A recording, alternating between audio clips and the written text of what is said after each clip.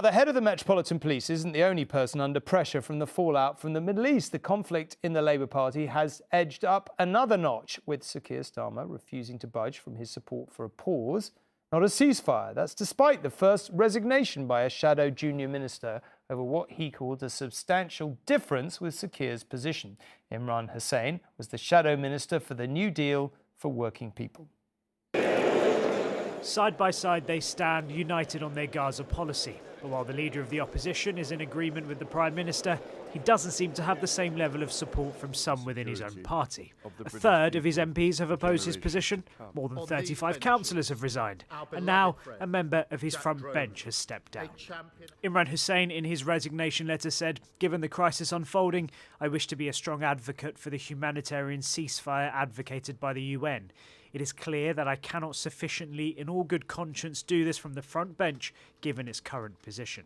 He had been vocal about his stance in recent weeks. The innocent blood continues to be spilled on the streets of Gaza. But his resignation is partly due to a toughening up of Labour's position. Mr Hussain, who represents Bradford East, was told if he signed a parliamentary motion calling for a ceasefire, he would be sacked. He stepped down and did it anyway, and the local constituents we spoke to were broadly supportive. Today in the Commons, despite the warning, shadow ministers, some passionately, continued to call for a ceasefire.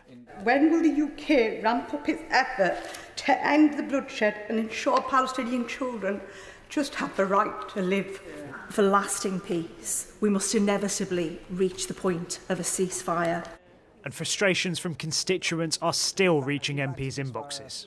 Every MP has had a large amount of correspondence on this. I was in the chamber earlier, a Conservative was saying that she had never seen as many emails on one subject in 13 years. So for me, they're coming in the inbox, I think, more than Brexit, more than Partygate.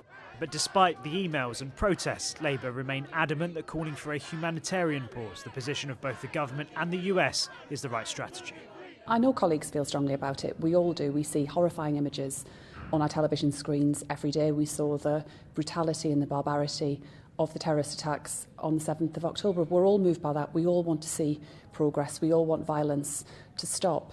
But what Keir Starmer is setting out is a credible plan around how we make sure that more aid gets in. Labour's Gaza policy has caused significant tension within the party, and the leadership will now be hoping that more resignations don't follow. Rupa Huq, News at 10, Westminster.